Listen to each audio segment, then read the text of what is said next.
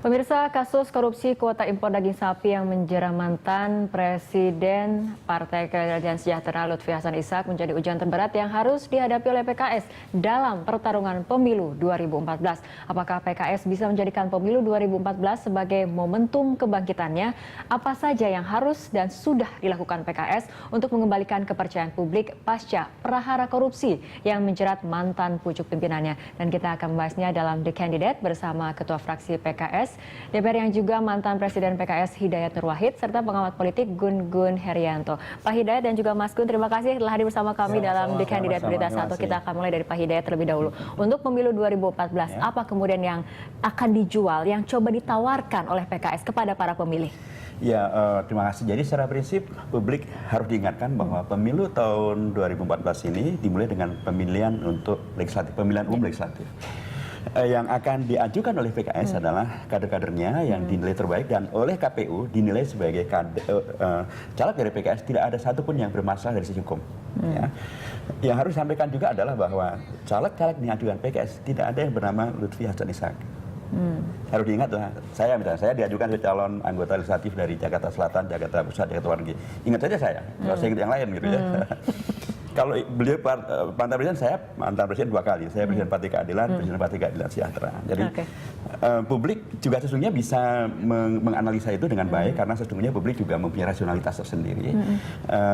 Juga dibuktikan bahwa sesungguhnya setelah kasusnya Pak Lutfi Hasan Ishak sudah terjadi berapa kali uji publik untuk kader PKS. Pemilihan gubernur Sumatera Utara dimenangkan oleh kader PKS. Kemudian pemilihan gubernur Jawa Barat dimenangkan oleh kader PKS. Pemilihan gubernur Maluku Utara yang terakhir dimenangkan juga oleh kader PKS. Jadi dari rentang kasus itu sampai kasus hari ini sudah terlalu banyak uji publik yang publik itu ternyata melihat secara objektif siapa sih yang dicalonkan.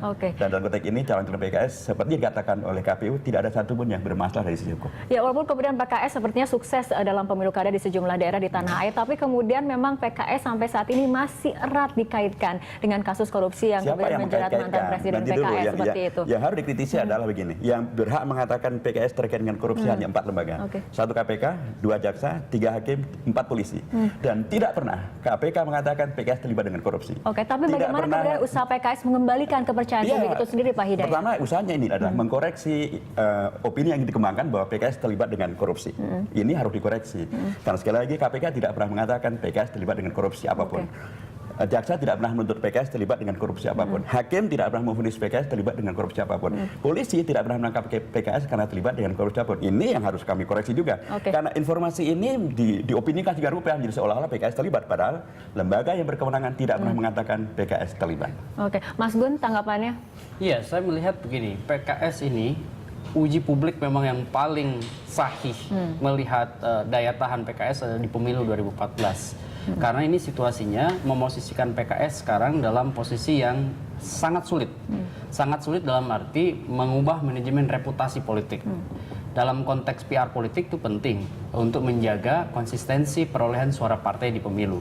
Memang kalau kita lihat perjalanannya PKS sejak 99 lumayan punya daya tahan. Misalnya dari 1,3 di pemilu 99 ke 7,3 di 2004 ke 7,8 di pemilu 2009. Ini apa? Yang menjadi tanda bahwa PKS itu punya basis kaderisasi yang lumayan oke. Artinya dibanding partai-partai lain, PKS punya posisi kaderisasinya cukup berjalan dengan baik. Hanya masalahnya kemudian menjelang pemilu 2014, dia akan dihadapkan pada satu situasi sulit. Satu situasi sulit yaitu apa? Image politik partai PKS ini tercederai. Oleh apa? Oleh keterlibatan elit PKS. Dalam hal ini adalah Pak Lutfi Hasan Ishak. Kita tidak bisa memisahkan sosok Pak Lutfi dengan institusi partai. Kenapa? Karena beliau adalah presiden partai. Sehingga sebetulnya saya setuju dengan Pak Hidayat bahwa ini belum tentu korupsi institusi, tetapi bahwa Pak Lutfi sendiri belum tentu, pasti karena KPK tidak pernah mengatakan begitu. Jaksa tidak pernah menuntut PKS, hakim tidak menuntut PKS. Persoalannya Pak Hidayat, ini proses hukum yang masih berjalan. Benar, tapi sekali lagi, fakta sampai hari ini tidak pernah KPK mengatakan institusi terlibat. Makanya saya bilang bahwa ini belum menjadi institusi. Kalau saya perspektifnya belum menjadi institusi. Baru ini adalah peristiwa yang melibatkan Pak LHI. Karena Pak LHI adalah sisi yang sama dalam konteks pewajahan partai, maka kemudian publik akan membaca bahwa Pak Lutfi Hasan Ishak sebagai elit partai akan dibaca dalam konteks manajemen reputasi partai. Makanya saya bilang ke Pak Hidayat tadi, hal yang paling krusial bagi ujian PKS di 2014 adalah mengubah pewajahan PKS yang sangat lekat dengan keterlibatan Pak LHI ini untuk tidak mewabah atau tidak kemudian menjadi pewajahan partai gitu. Di situ saya kira letaknya. Baik Mas Gun dan juga Pak Hidayat, kita sambil perbincangan, kita ikuti jeda berikut terlebih dahulu. Pemirsa, dialog kembali kami lanjutkan, namun sebelumnya kita simak bersama grafik berikut ini terlebih dahulu.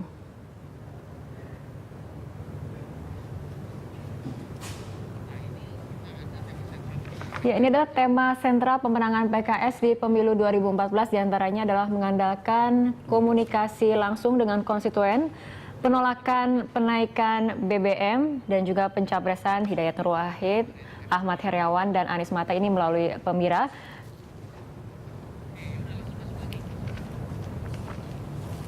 Ya, Pak Hidayat mungkin bisa kemudian dijelaskan lebih lanjut mengenai tema sentral pemenangan. Tadi ada komunikasi langsung dengan konstituen. Ini konsolidasi dengan konstituen ini seperti apa selama ini berjalan? Kami alhamdulillah partai yang memang berbasiskan diri pada kadernya dan sekaligus juga kader yang aktif. Sejak tahun 99 sampai tahun 2014 ini kader kami tetap aktif ke masyarakat dan mereka tetap bersama dengan masyarakat, sehingga salah satu tagline kami adalah dekat dan melayani. Dan itu yang kami lakukan. Ada pemilu nggak ada pemilu ya kami selalu bersama dengan masyarakat. Kemudian ada banjir, ada kebakaran, ada gunung meletus dan sebagainya, rekan-rekan selalu bersama dengan masyarakat. Anggota kami di DPR mengadvokasi kepentingan rakyat, kepentingan masyarakat. Salah satu di antaranya yang kemarin saya kira sangat bagus adalah disahkannya undang-undang tentang desa. Kemudian kemarin misalnya dikoreksinya harga ongkos kenaikan untuk naik haji. Bagian-bagian yang kemudian memang penting untuk dikomunikasikan. Memang betul itu bukan kerja pribadi dari anggota DPR dari PKS, tetapi kami ingin mengatakan bahwa kader-kader kami di DPR tetap dekat dengan rakyat, tetap mengkomunikasikan apa yang menjadi kepentingan masyarakat, memperjuangkannya di DPR dan menyampaikannya kepada masyarakat kembali apa yang kami kerjakan. Dan memang PKS ini terkenal memang karena kekuatannya di mesin partai seperti itu, dan strategi seperti ini kemudian masih diterapkan kepada di pemilu 2014 ini. Secara prinsip kami tidak mengatakan dua strategi ya, karena kadang-kadang strategi itu kan hanya sesuatu dipergunakan untuk kepentingan tertentu. Bagi kami itu sudah menjadi bagian dari rohnya partai, spiritnya partai. Kami dari awal mengatakan bahwa ini adalah partai yang melayani, partai yang peduli, dan karenanya sekali lagi ada pemilu atau nggak ada pemilu, ya ini kami kerjakan. Memang ketika ada pemilu bisa lebih masif. Tapi yang kami terutama sesungguhnya yang kami sampaikan adalah kami akan hanya menyampaikan apa sih yang sudah kami kerjakan. Dan karenanya beragam apa yang sudah kami kerjakan itu yang membawa kepada kemaslahatan bagi rakyat, meningkatkan kualitas demokrasi, demokratisasi. Kalau nanti kami dipercaya lagi, tentu kami akan bisa memperjuangkan lebih banyak lagi. Oke, Mas Gun, bagaimana Anda kemudian menilai strategi ataupun kekuatan yang dimiliki oleh PKS tadi diantaranya memang dari mesin partai itu? Apakah kemudian cukup untuk membawa PKS ke pemilu 2014 ini dengan kemenangan seperti itu? Kalau untuk menang memang berat, tetapi kalau kemudian PKS yang menjadi daya tahan PKS adalah di kader, saya setuju. Pada saat PKS diterpa banyak isu sekarang, terutama menyangkut Pak LHI ya, itu memang salah satu yang menguntungkan PKS sebetulnya adalah kekuatan kader dan refleksivitas organisasi yang cepat. Misalnya pada saat presidennya terkena, kemudian tidak berapa lama ada presiden baru. Ini menguntungkan loh, sistem di PKS itu terlepas dari kita suka atau tidak suka, bahwa mekanisme internal untuk melakukan refleksivitas organisasi itu berjalan dengan baik. Sehingga Pak Anies Mata bisa tampil, menghandle, kemudian Pak Hidayat melakukan Pemira dan lain teman-teman di PKS, itu kemudian menyumbang sebetulnya sebuah perubahan tren opini di media, dari fokus pada kasus LHI ke beragam isu yang kemudian dilontarkan oleh Pak Anies, Pak Hidayat, dan yang lain-lain. Tetapi kemudian persoalannya adalah bagaimana PKS bisa meraup simpati dari kelompok yang non basis loyalis. Nah ini yang persoalannya, karena kalau di 2009, saya kan mengamati dan meriset ya Pak Hidayat, di 2009 itu banyak treatment kampanye PKS yang smart, yang menarik, terutama di kalangan muda. Sehingga kemudian banyak kelompok muda yang meskipun bukan party ID-nya dengan PKS, kemudian memilih PKS. Nah sekarang di 2014 saya khawatir kelompok swing voters ini itu nggak masuk ke PKS. Kenapa? Karena posisi PKS yang sudah teridentifikasi nilai keberbedaannya kemudian mulai luntur. Oke, Gitu. baik. Pak Hidayat, bagaimana kemudian PKS menjawab tantangan tadi yang dikatakan oleh Mas Gun? Bagaimana kemudian menarik simpati para pemilih yang basisnya non-loyalis? Ya, secara prinsip memang kita mengenal di Indonesia ini ada yang disebut sebagai swing voters gitu ya. Dan mereka bukan hanya tidak loyal kepada PKS, kepada partai-partai yang lain pun juga mereka mempunyai ketidakloyalan. Dan karena ini ada ceruk besar. Kami melakukan beragam kegiatan ya yang secara prinsip justru juga amat sangat menarik kepada mereka-mereka yang disebut sebagai tidak loyalis. Salah satu contoh yang paling sederhana misalnya, kami kan dipersepsikan sebagai partai Islam yang kadang-kadang orang mengatakan kami anti maulid gitu ya. Jadi yang pro maulid seolah-olah bukan ceruknya PKS. Tapi ternyata begitu mereka tahu persis bahwa saya setiap hari bisa mengisi 4-5 kali maulid di mana-mana. Banyak itu yang secara khusus datang saya, Pak Hidayat minta maaf saya kemarin memfitnah Anda, saya minta maaf dan saya akan menebus dosa saya dengan cara saya punya 50 konstituen semuanya untuk Anda sekalipun itu adalah bukan dari partai saya. Kayak begini kita kerjakan, Mbak. Termasuk juga misalnya kepada kalangan muda, kepada kawan-kawan kami mempunyai akses yang sangat bagus ke kampus-kampus gitu ya. Dan mereka dengan komunikasi yang baik kepada mahasiswa, kepada para pemilih-pemula itu juga bagian dari yang kita kerjakan untuk kemudian menarik simpati kepada para pemilih pemula itu. Baik, Pak Hidayat dan juga Mas Gun, seperti biasa kita harus tahan dulu perbincangan karena kita harus ikuti jeda berikut terlebih dahulu. Pemirsa, dialog di kandidat kembali kami lanjutkan. Ini PKS sepertinya sempat menyatakan di beberapa media yakin akan meraih 3 besar dalam pemilu 2014. Sebelum ke Pak Hidayat, kita ke Mas Gun dulu deh. Mas Gun, ini realistis atau bagaimana menurut Anda? Iya, kalau target dari internal PKS kan memang harus optimis. Kalau kita sebagai outsider membaca objektif bahwa untuk target itu sangat berat.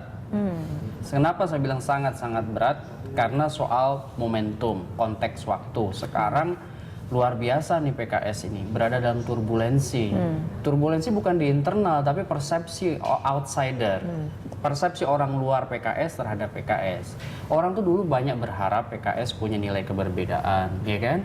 Kemudian karena apa? Basisnya sudah ada. Tetapi kemudian pencitraan atau simbolisasi partai yang kemudian banyak disimbolkan dengan simbol agama, itu juga menjadi beban tersendiri bagi PKS pada saat saat artikulasi politik PKS itu kemudian menjauh dari apa yang disimbolkannya. Contoh misalnya kasus LH ini memang besar pengaruhnya.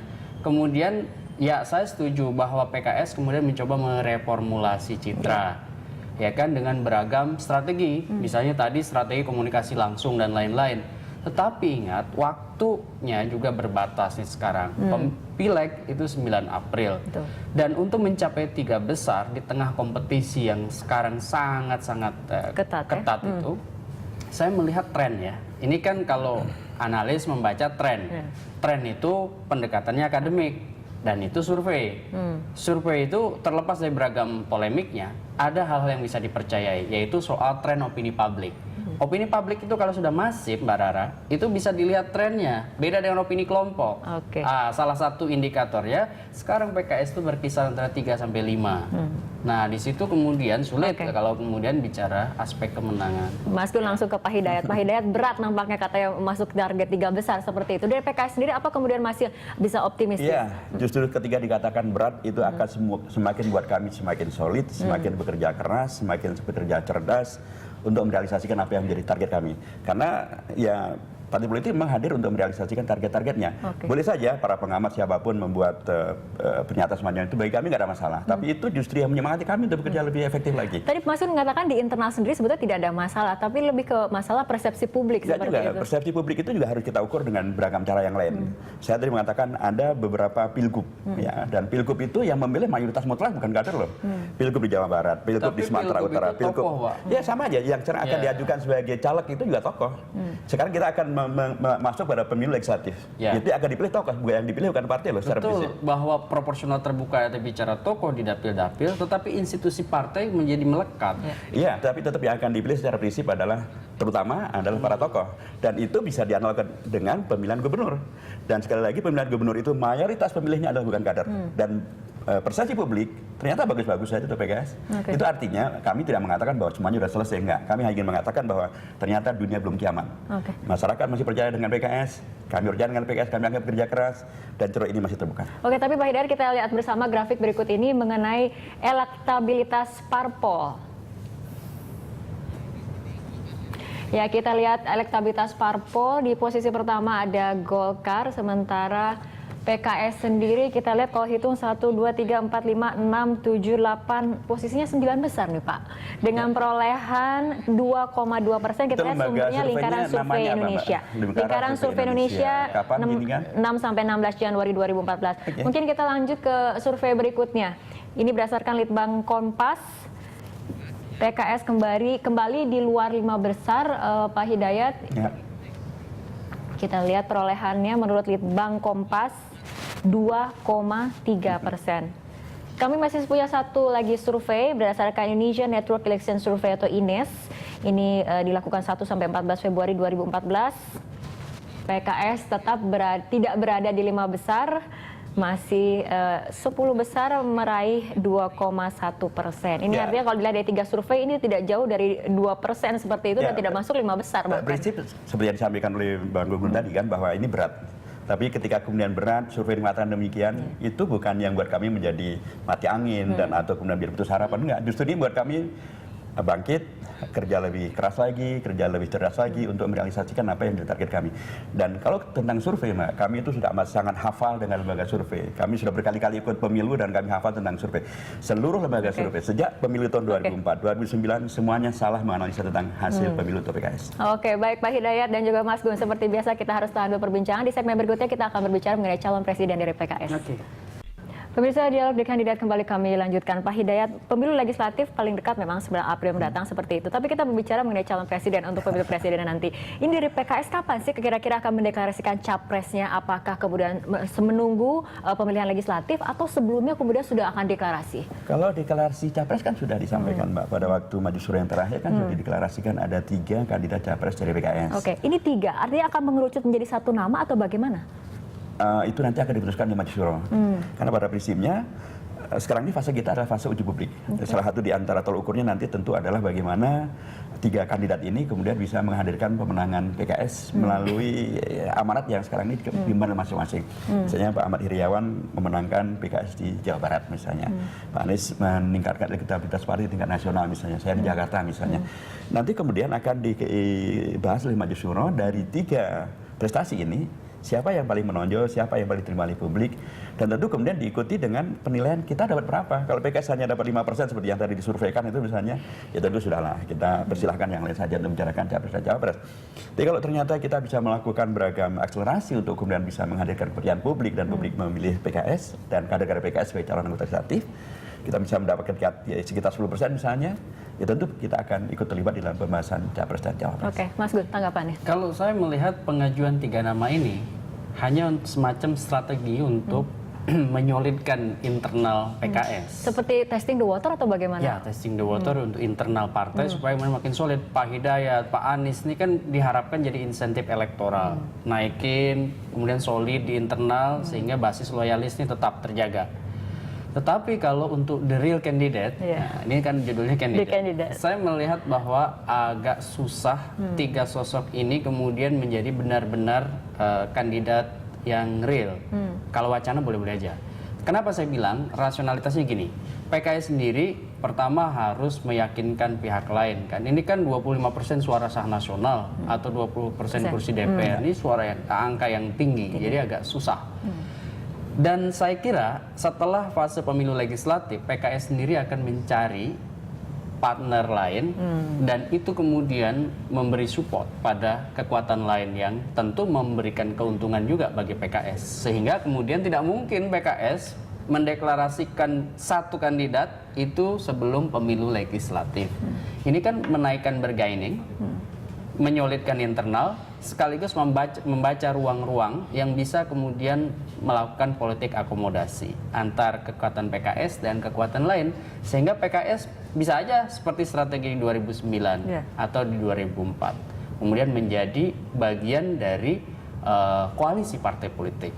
Dan kalau dimunculkan sekarang kan nanti nggak punya strategi lain. Nah ini saya membaca bahwa dimunculkannya 3 kandidat ini tentu untuk bagian dari pemenangan di internal partai, sekaligus menaikkan bargaining. Setelah pemilu legislatif terbuka ruang untuk dialog dengan kekuatan lain. Tapi kondisi itu bukan khas PKS loh. Sekarang mana partai yang secara definitif menyatakan hanya, kecuali Hanura, Hanura sudah definitif. Jadi di luar itu semuanya masih serba mungkin. Jadi inilah. Tapi ini memang strategi untuk menaikkan bargaining atau bagaimana nih Pak Hidayat? Kalau bargaining tidak serta-mertanya, tapi yang paling utama adalah bahwa kami memang fokus dulu untuk pileg.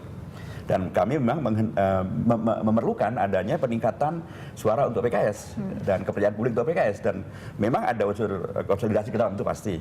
Tapi kita berharap bahwa ketiga pihak ini yang kemudian mempunyai latar belakang yang berbeda-beda, Pak Heriawan dengan latar Sundanya, saya dengan latar belakang Jawa saya, kemudian Pak Anies dengan latar belakang Indonesia Timurnya, diharapkan memang bisa memberikan insentif yang lebih baik untuk elektabilitas PKS pada pileg yang akan datang. Pak Hidayat, tapi berbicara dengan partai lain, kalau harus berkoalisi, kira-kira menurut PKS partai mana yang paling tepat untuk diajak bekerja sama ataupun digandeng?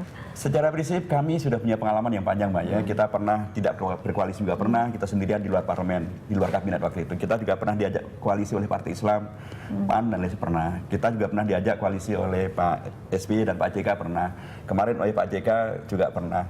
Di daerah-daerah dengan PDIP juga biasa. Jadi kami akan mengalir saja, kita akan melihat bagaimana hasil pileknya PKS. Kalau kami ternyata tadi kita nggak dapat 5% seperti yang disebutkan dalam survei-survei itu, ya sudahlah, kita nggak perlu merepotkan banyak orang. Tapi kalau kami ternyata mendapatkan sekitar 10%, kami pasti akan diajak oleh yang lain untuk berkoalisi. Oke, terakhir ke Mas Gun. Mas Gun, di sisa waktu ini, jadi Anda melihat bagaimana kemudian peluang PKS dalam pemilu 2014? Semua kekuatan punya peluang, tetapi peluang itu ada takarannya.